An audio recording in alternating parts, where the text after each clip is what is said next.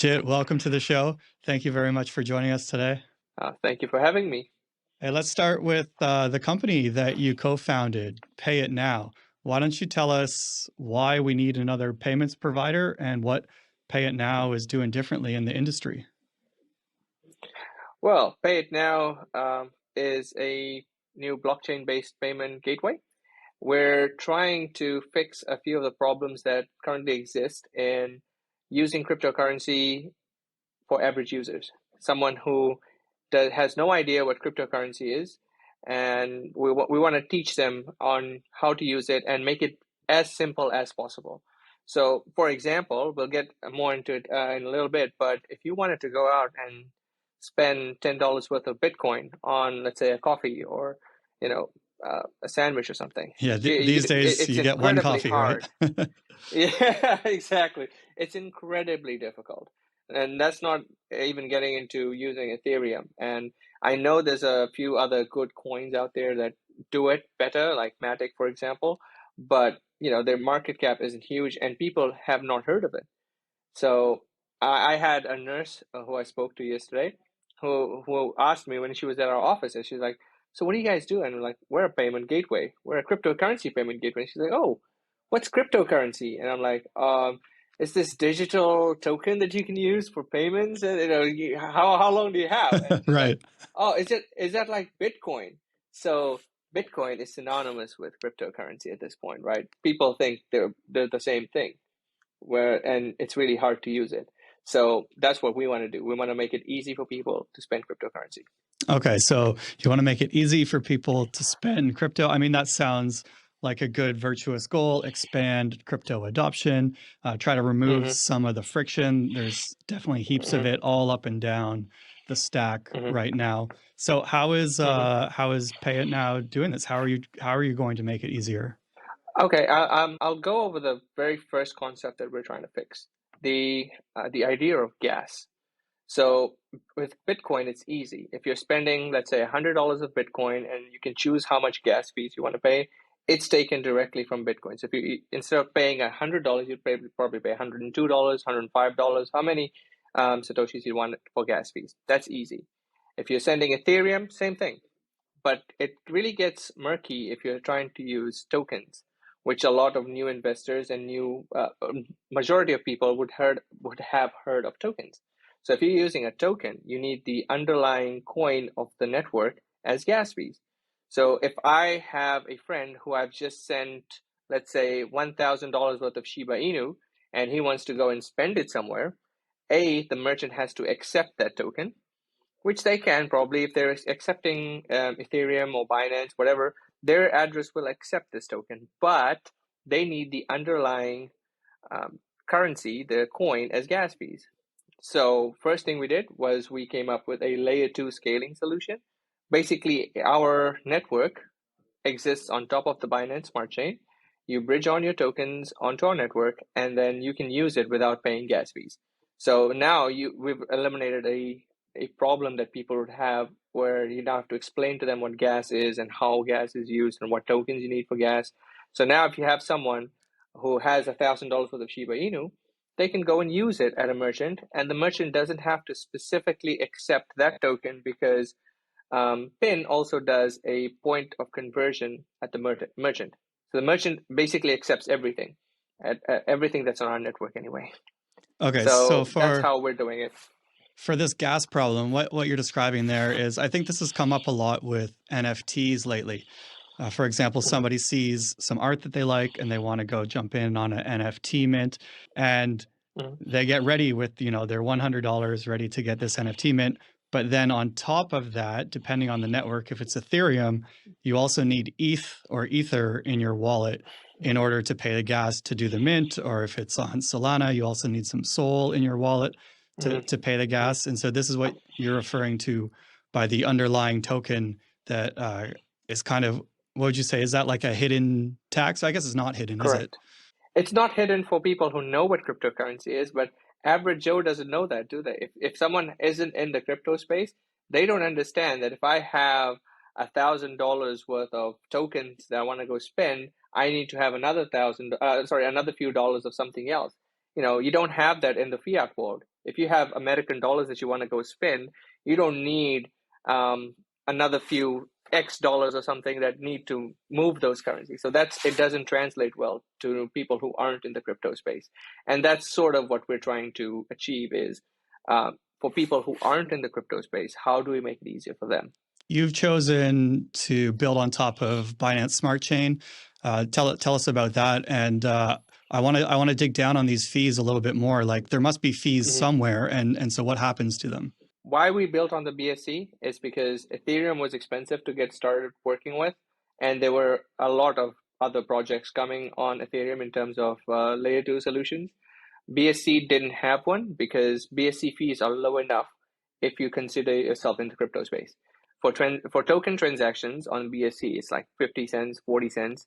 It's still unacceptable in terms of using it for everyday use, but it's a lot lower than what it is on Ethereum. When we started last year, Matic wasn't as big as they are now. And if we were starting today, we'd probably have gone with Matic. In fact, we're looking at expanding onto the Matic network shortly as well. It is on our pipeline to expand onto the Matic network. I don't know how your listeners feel about Solana, but in my mind, Solana is one of those things I just don't like. It has very low fees, which I love, but I don't know if you've heard of the Solan conspiracy, the issues that have just gone on, where all the validators got together and basically stole from a guy. That's right. That happened recently. Yeah, exactly. There's a lot of things about Solana that just don't sit well with me. So I used to love Solana because it was exactly what we needed, right? Super fast transactions, proof of history blockchain. It's very good, but they want to say that they're decentralized, but in my opinion, they're not. They're heavily centralized. If such an event can occur, their network has been down 4 times in the last year, complete halted, and they claim to have 60,000 TPS, but they haven't been able to achieve that yet. But anyway, I digress. So, did you consider Solana? We did. Okay. We looked when we were launching. We looked at Ethereum, we looked at Binance, and we looked at Solana. We ultimately chose Binance because out of all the options available, that was the best we could start working with to minimize the gas fees because we needed low gas fees to start with. And Ethereum, even when it goes to POS, a lot of people think it will happen, but gas fees will not go down on the Ethereum network at all, even after post merge. It will not happen. That's why we chose BSC. I think a lot of people are hopeful about that, but yeah.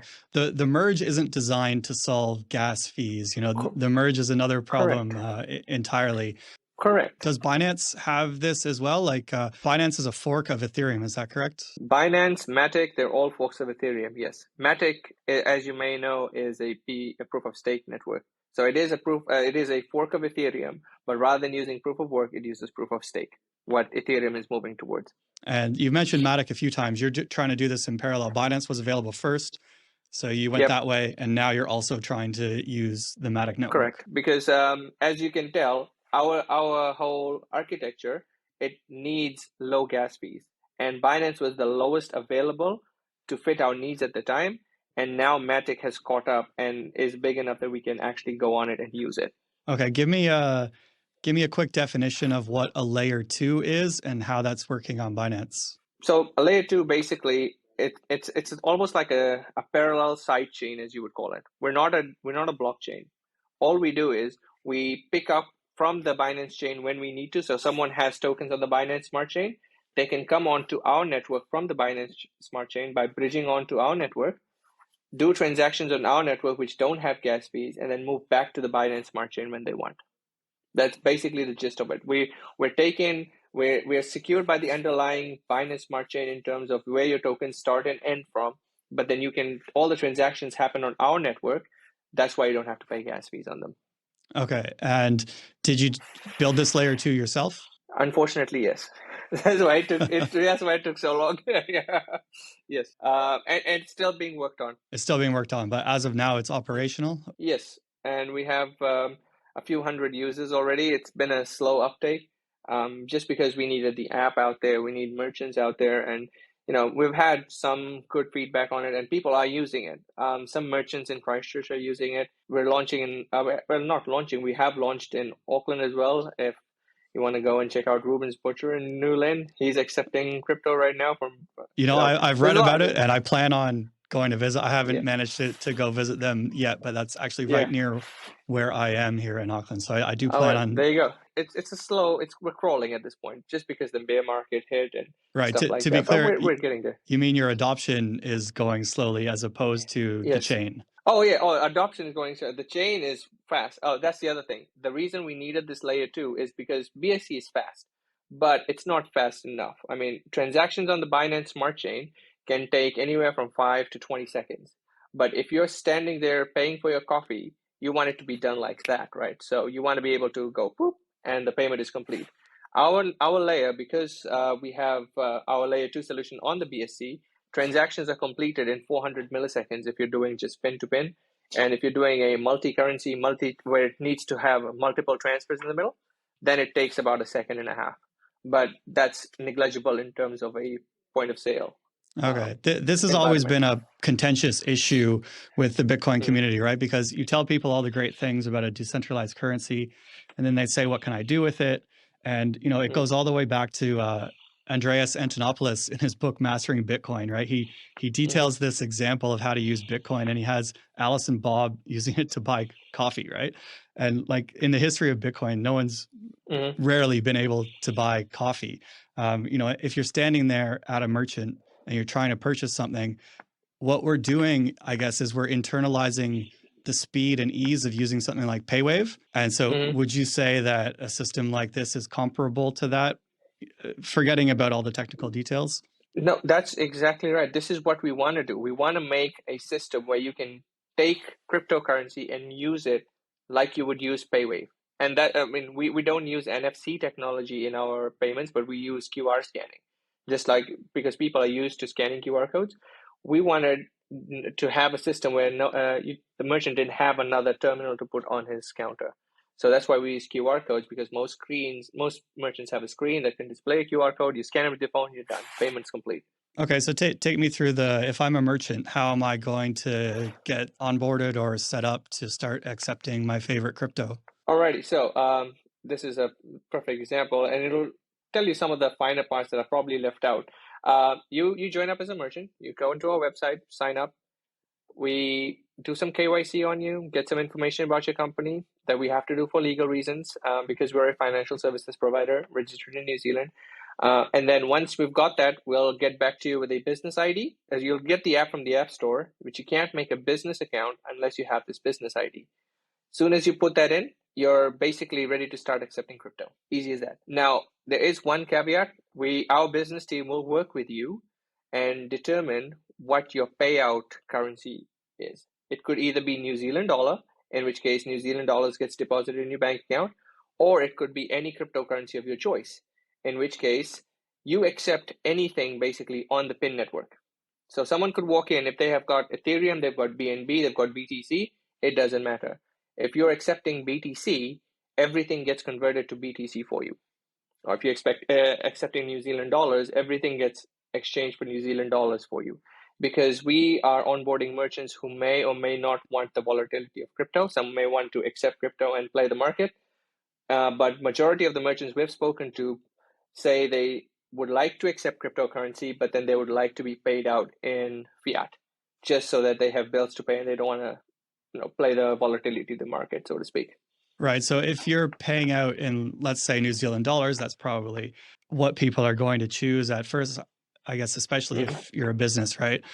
So I go into our butcher man there in Newland, Yep. and I get some steaks, and so I send him BTC, and then the BTC is processed by the PayItNow layer 2, and then in his wallet, not his wallet, sorry. And then in his bank account, he's going to get a New Zealand dollar transfer? Correct. But it's not, the New Zealand dollar transfer is an instant. You were right the first time. As soon as you've paid him BTC, which is instant, by the way, he gets New Zealand dollars into his wallet, and then he gets cashed out every so often, depending on our deals with the merchant themselves. Right. Okay. So you still have to obviously play by the banking rules, which, resolve around business days and holds and Correct. checks and balances. So I have a technical question now. Am I just using my mobile to do this, or do I need some other infrastructure? You need our PIN app. It's available on the Apple and the iOS and Android Play Store.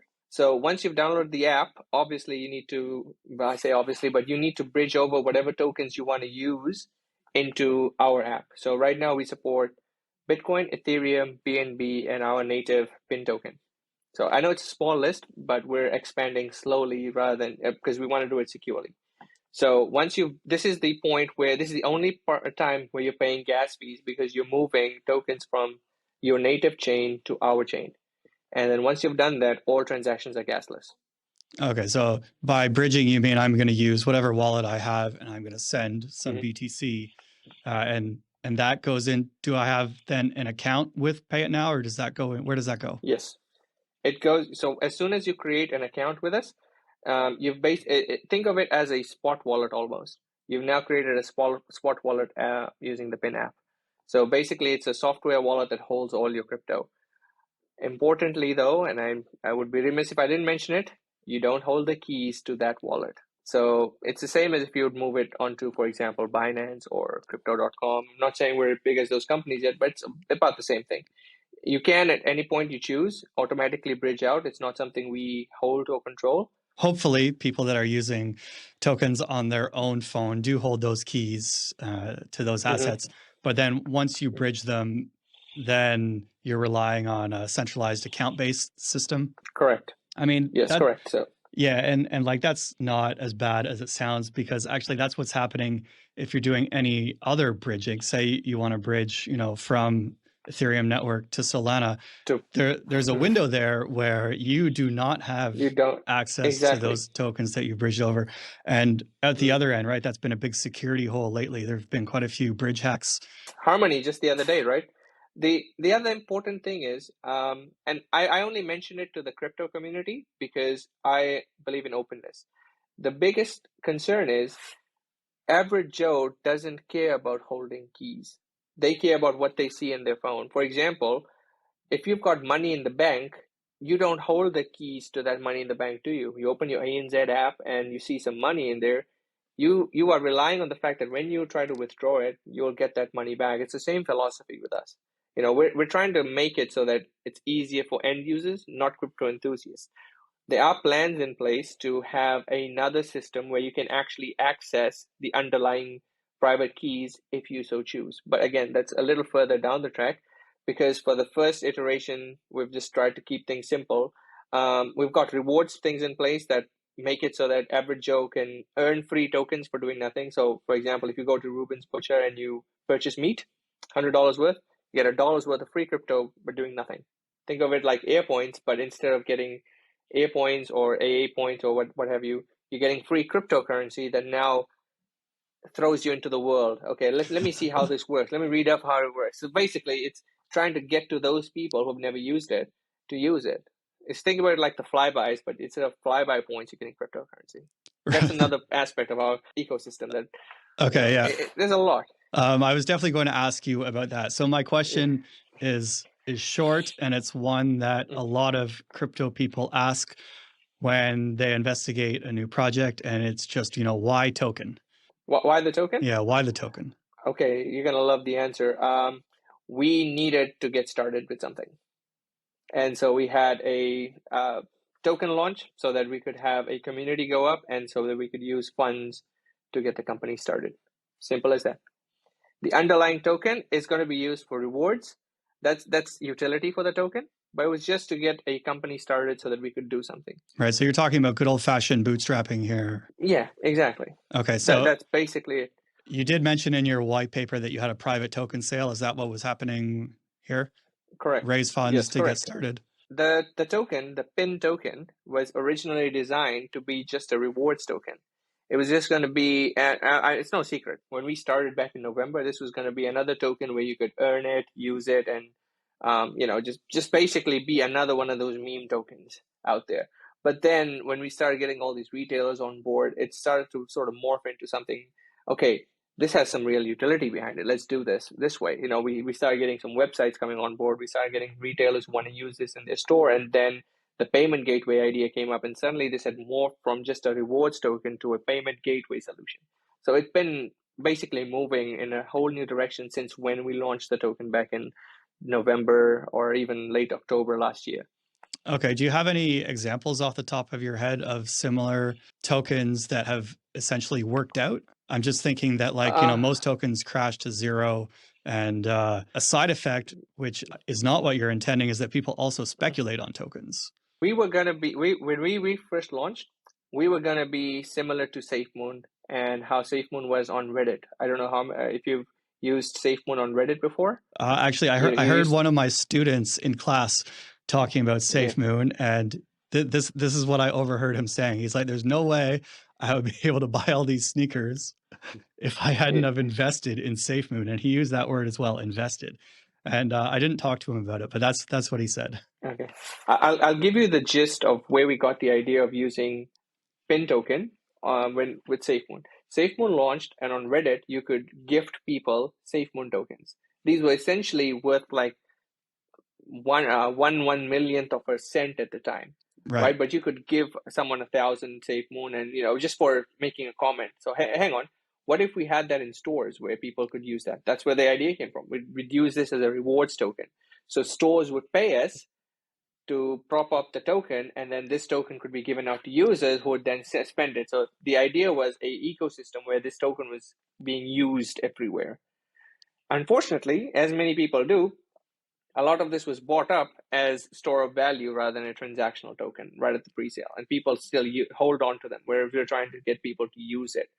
So yes, the example, it's a bad example because I don't know if you guys have found out about the controversy SafeMoon has gone through, but that was a failure of the team running, not the token. The token philosophy was pretty good. A rewards token that is used by stores, given out to everyone, and that entices more people to use cryptocurrency because there's no jeopardy. If you haven't spent money and you've got something that you can use, you can't lose money on crypto if you haven't invested anything. You've just earned this by spending where you normally spend. If you go to a favorite coffee shop and you go there every day and they give you $1 every week, in 10 weeks or 12 weeks, you've got $10 and you can get a free coffee from them. The idea is you get this crypto for free, so there's no jeopardy, there's no hesitation about using it or keeping it. That's right. That's why we came up with it. Yeah. Well, I mean, in the whole retail space, right? Rewards points and tokens and membership benefits, these are all ways to sort of engage and try to keep a community. And it seems now like everyone has to have a rewards system, and they're probably even pricing in rewards into their main product. I'm thinking of like Starbucks. If you can save 5 or 8% every time you use the app, well, then why not build the prices 5 or 8% higher? And it's an advantage, right? For all those people who are not using the reward system, you're making that extra percentage off. And I'm sure that's how the fuel companies work here. They build in this AA rewards point, and anyone who isn't using them is basically getting shafted every time, right? Oh, that's such an excellent example, right? You have to be locked into one of these fuel systems, whether it's the Z app or whether it's the AA app. Oh, it drives me nuts. I know, and that's the point. They don't have to worry because anyone who doesn't use it is just getting reamed every single time, right? So basically, we digress. It comes back to why we launched the token in the first place.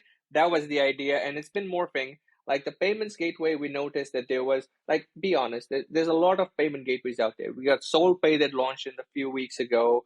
You can do coin payments, all of these on-chain solutions, but none of them are really easy to use. All of them are either on-chain solutions, they offer multiple chains, but the average Joe cannot go and spend this. And I'm not saying we're there yet. We're in our pre-infancy state. So in terms of competition, you do have some serious international competition, right? Crypto is a inherently global scene. And so things like payments, there's no reason why if your technology works well and you folks can grow, there's no reason why you can't easily go international. So I'll just toss out some names here. If I wanted to have customers come in and accept their crypto, I could use BitPay. I could use Stripe. I could even now use Shopify. I think just last month they announced that they have an integration system. So either how can you compete, or are these your competitors? How do you view this? I'm so glad you brought that up. Very glad. So Stripe are getting into the crypto space, and we're actually going to be partnering with Stripe, not to sell or accept crypto, but to provide an on and off ramp as well. As you probably know, the largest problem into getting into cryptocurrency for average people today is the on-ramp experience. How do you go from having a debit card to having some Bitcoin in your account or Ethereum in your account? Sites like Easy Crypto exist, but the spread is either too high or there's a big barrier to entry. And if we can get Stripe, it'll reduce one of the barriers. And look, Easy Crypto is an awesome service. I've used it personally myself. Very, very good. They don't have an app yet, so it's a little difficult to use on their website. You need to have some level of technical expertise to be able to get a Bitcoin wallet and a BSC wallet and Ethereum wallet, secure that, and then go and buy. That's right. You have to do some work in the background before you can actually use their service. Right. With us, you'd be creating a new account on the app as a personal account, and click the buy tokens button, and you can immediately buy what you want. That's what we're working to get with Stripe right now. So Stripe really aren't our competitor at the moment. BitPay is a big one, and Shopify you mentioned. I'm fairly certain, unless I've missed something, Shopify's cryptocurrency integration is with a site called Coin Payments. Again, this is a pretty huge site, a site I've used personally myself a lot, both as a customer and as a merchant. It's awesome, but the problem is all of their handling is done on chain. Meaning, if I want to pay a merchant, if someone's using it on their website and I want to pay them Bitcoin, the transaction time is easily going to be about 20, anywhere from 13 to 25, 35 minutes. The reason I know this is I've actually just about a week and a half ago completed a merchant payment using Coin Payments, and it took about 35 minutes for the 6 confirms. They need 6 confirms on the BTC network before they mark a payment is complete and send it to the merchant. That's our biggest point of difference, is all our payments are handled on the layer 2 and then passed back down to the underlying chain, which is BSC for now. But our layer is chain agnostic, meaning if we wanted to, we could very easily change to Matic. We could easily change to Sol, which we're not going to do because I don't like Solana. But it's chain agnostic. I mean, if we wanted to move to Ethereum or Matic, we could, because our layer was coded for the easy integration with the Ethereum network, basically the EVM, the JVM. So it's very easy for us to move networks. So that's the biggest point of difference. We have competitors out there that let you accept cryptocurrency, but they're too slow because they like to do everything on chain. Now, when Matic come out with their network, then I'll be scared. And they might be working on it. I've heard a lot of times that Matic are working with Visa for their settlement on the Visa network. Solana Pay is awesome. That's the one that scared me the most because it's Solana Pay, but at the same time, it handles everything on the Solana network, and if you have tokens to spend, it will be on the Solana chain, and there's still Solana gas fees involved, etc., etc. With us, it's multi-chain. There's no gas fees, so it's a lot easier. So I just want to back up for just real quick. How then, if BitPay is doing a lot of activity on chain, right? How are they competing and growing? Because as you say, like having 10 minutes per confirmation for a Bitcoin payment is not very convenient. Because there's no other competition. It's as simple as that. I mean, Coin Payments do everything on chain. They're the biggest, I would say. Well, not one of the biggest, because Coinbase also do a merchant account now. So Coinbase and Coin Payments sort of compete, and BitPay is one of those competitors as well. The only reason they're growing is because there's no competition out there. When we had a quick chat last week, you said something, so I'm going to quote you here. This is about being a payments operator in the New Zealand, business space. It's about regulations. You said it's the regulations that crush you. So, for anyone that might be looking to get into crypto integration in their business in some way or starting a business, what can you say to them about operating in New Zealand? Get started with the regulations a month or 2 months or maybe even 3 months before you start operating. There's a lot of red tape. I'm not saying it's impossible to cross, but they make those walls as high as they can. It's literally crushing. It is. It's basically you're smothered in what you can and cannot do in terms of regulation. We're working with the DIA right now for AML compliance. There's a lot of things because crypto is a digital asset and it's hard to track. There's a lot of requirements for a financial services provider, and you need all those things. A lot of people will say it's a DeFi. I don't need all of that. Well, no, because anytime if you're doing what we're doing, which is basically providing a payment service, you're no longer DeFi.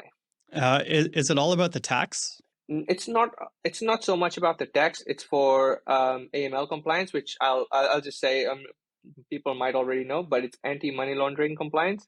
So and counterterrorism as well. So basically, it's regulations on who is using your service, where they're from, and as you can tell with cryptocurrency, it's a lot harder because anyone can make a MetaMask wallet, put some funds in there, and transfer it around. So anytime you're providing a payment solution, you'll notice sites like Binance, Crypto.com, Coinbase, a lot of those are now doing extended KYC, even if they in New Zealand as well, because that's what the regulations are. And it's not just New Zealand, Australia are implementing it, in the US they're implementing it.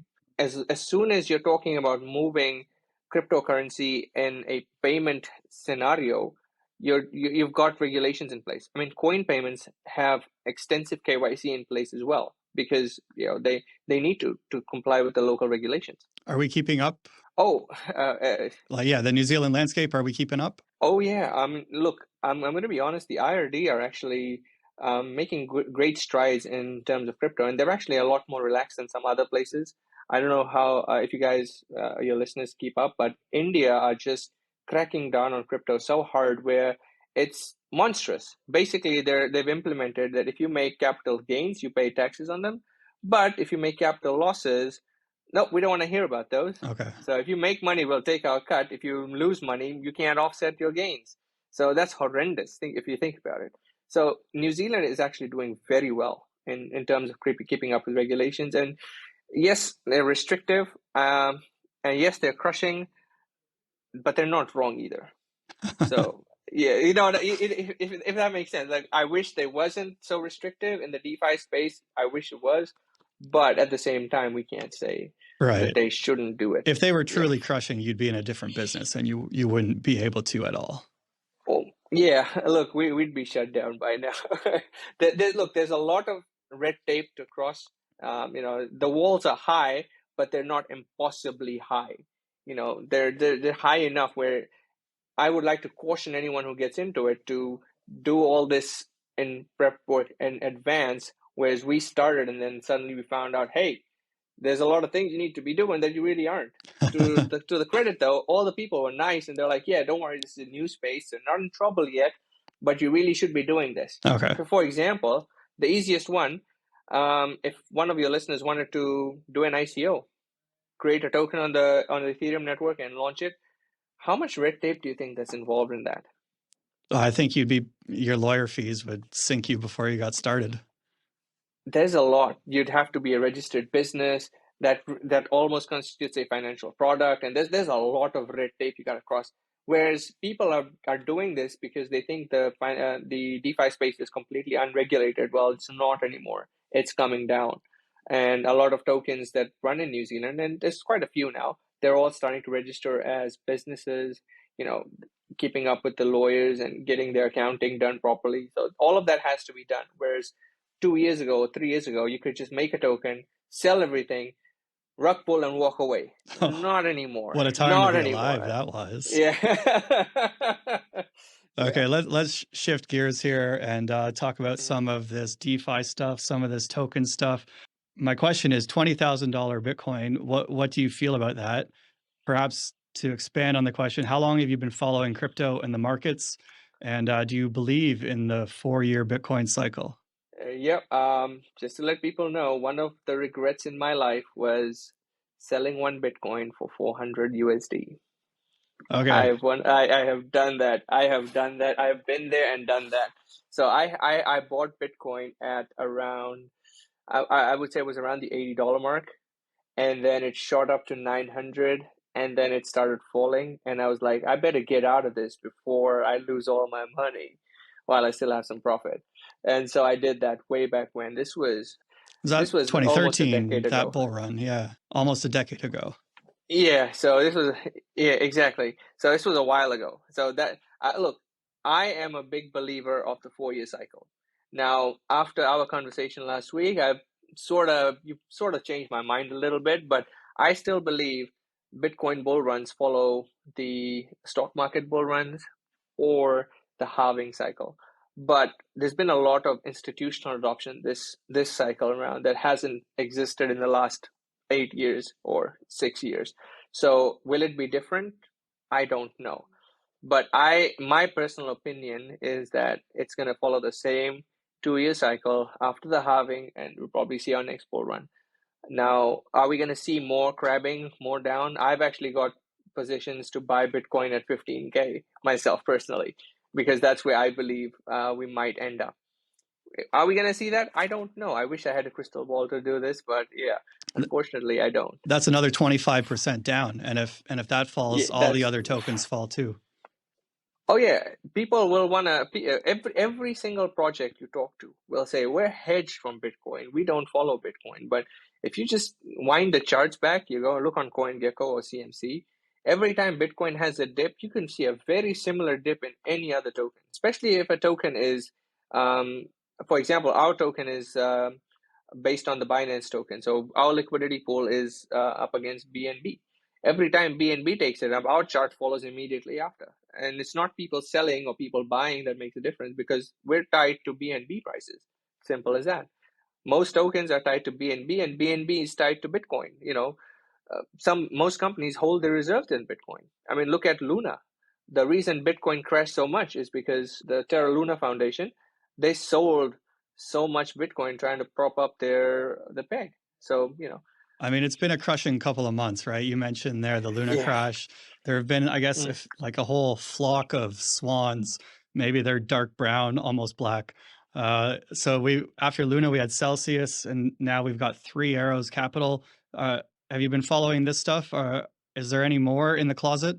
Is Three Arrows, is that the same as Tron? No, that was USDD that Yeah, had. USDD is, yeah. I mean, they had the incredibly. I don't know. It's not even stupid. It's some type of insight to follow Luna's plan. It's literally almost, I would say it's almost the same thing. They're using an algorithmic stable coin. They're using Tron to back up the coin.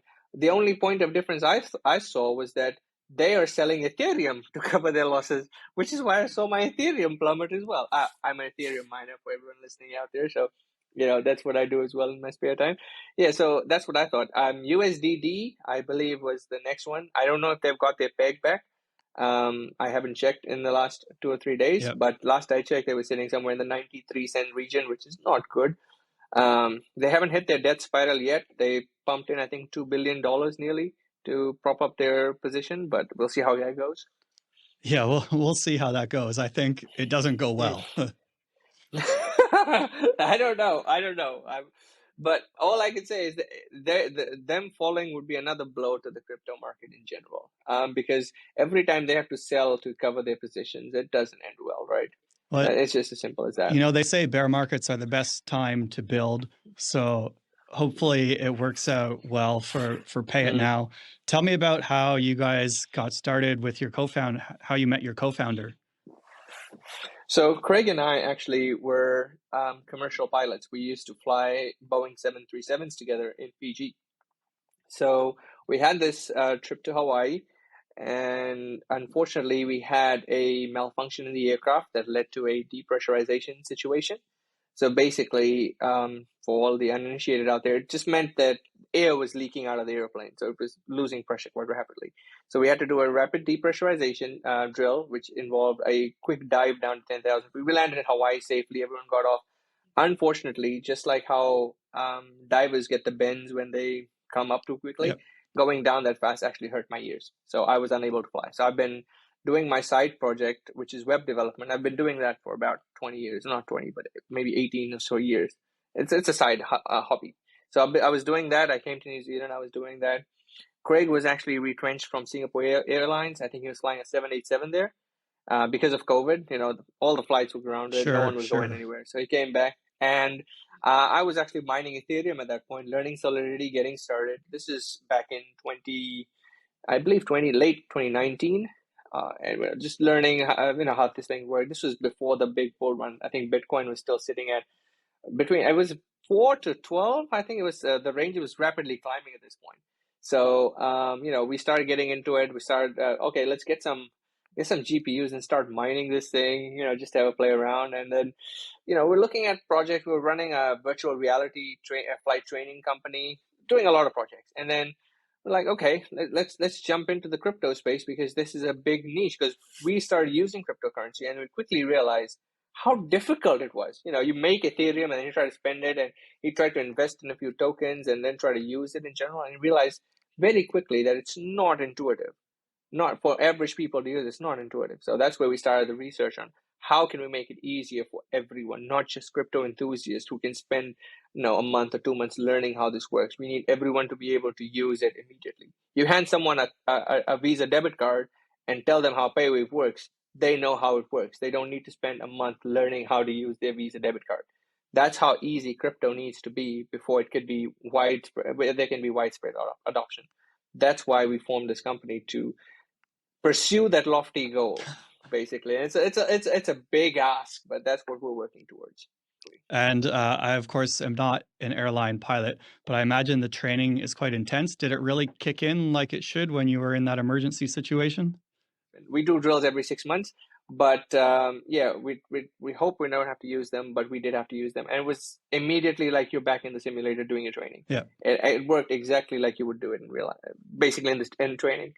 And were you scared? No, because like I said, it's almost like you're playing a video game at that point, because it's literally, you do these so often, it's like almost muscle memory at that point. And look, airline flying is almost like you're trained to do only that and nothing else. So when they train you, our standard operating procedures are so rigid, you can't even say the wrong words, or otherwise you fail training, basically. I see. So when we're being taught, you need to do everything exactly like the procedures are in the manual, exactly like what the flight training manuals tell you to fly. And if you don't do that exactly right during training, you're kicked out. So when this happens in real life, it's almost like, you just follow what you've been learning for the last 5 years. It just happens automatically. Do you think there's any obvious parallels between learning something complex like Solidity and cryptocurrencies and doing a business? There is. Imagine if you had a programmer who was doing something repetitive over and over again. His only job was to do this one thing. So not a programmer. Let's think of a factory worker. You know how you have these factory workers whose only job is to just take this, put this That's on, right. move on. Imagine being a pilot is just like that. They tell you what can go wrong, and you can think about what can go wrong, but they train you for specific scenarios that could go wrong. And when they do go wrong, you know exactly what to do. Anyway, so Craig and I, we were bonded by this experience. So when Craig got back, we started working together, and now it's about 4 years later, and we're still working together. As a member of Blockchain New Zealand, what do you think that we can do to help the industry and help our members, such as yourself or other businesses? I love the idea of a governing body. I think we spoke about it briefly on Monday when we spoke, right? And I think I stand by my comment at that time. A DAO would benefit everyone because it gives credence to the underlying technology, and it basically lends itself to how it would work. So the idea would be, now you're backing up the technology you're using by putting it into actual work, so people can see how the technology works in your governing body itself. I like that for sure. The idea of practicing your book, right? If we're a blockchain organization, we should be able to see evidence of blockchain in use. Are you ready for some rapid fire? I hope so. Let's go. Let's do this. Okay. BSC or Ethereum? Ethereum, just because of users. Matic or some other layer 2? Matic. Matic, you're bullish on Matic. Oh, actually, look, our layer 2 over Matic, but Matic because of users. Same reason I chose Ethereum. Okay, Ethereum and Matic, Yep. that's where it's at. Yep. Will the merge happen later this year? As a miner, I hope not, but I see very strong signs that it will. Okay, have you started repurposing or shutting down? No, not yet. I'm going to mine until the very last day. Yeah, and you know what? That might be a good stance to take, considering I have seen some chatter online that large operations have started shutting down. Well, the difficulty bomb hasn't gone off yet, I believe, but the hash rate of the network has fallen, I believe, by quite a lot. Last I saw it was something like 900, I believe. I don't know, I'd have to look again, but it has fallen quite rapidly, yes. What do you like about being headquartered in Christchurch? The weather. I lived all my life in Fiji. It was too hot. As you can see, I'm not cold at the moment, but I love the cold weather here. I do. It's beautiful. I don't know. I no offense to Auckland. I'm sure Auckland is awesome. I just cannot put up with traffic, and that's something we don't see here often. I think that's a perfect response, and nobody's going to fault you for making a comment about traffic for sure. Okay, a bit more philosophical. Will the last Bitcoin ever be mined?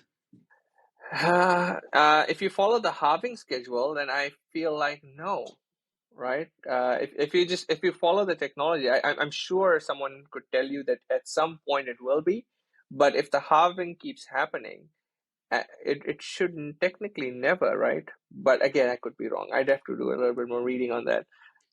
Yeah, I think if the network stays as it is today, right? Then theoretically, yes, it should be mined. I don't have the stat off the top of my head, but I think the last one is going to take 100 years. So it's going to be the year 2140, so over 100 years from now.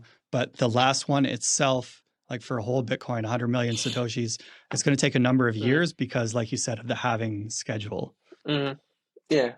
So look, it's going to happen, but whether or not we're all brains in a jar by then, which by the way, I believe we could be, don't even get me started on that. All right. That's our next chat. Are we going to be? Yeah. Oh, there you go. Okay. Last one. Who is Satoshi? It's certainly not the guy who just won the court case. I can tell you that right now. It is not that guy. I don't have his name off the top of my head. Any other thoughts on who it could be? I don't have the exact details on with me at the moment, but there was a big thread on our cryptocurrency about this a couple of months or years back about this guy who was sick around the time. And look, I don't know who it was. And at this point, I believe if we found out, it would ruin it. So it is my opinion that we're not meant to know. Whether or not it was a time traveler who just came back, invented it, and just left, I don't know. All right, Jit, that's a great place to leave it. Thank you very much for joining us today. I appreciate you having me. Thank you so much. Thanks for joining us, folks. Look out for the next episode of the BlockchainNZ Pod podcast, probably in the same spot you found this one. Cheers.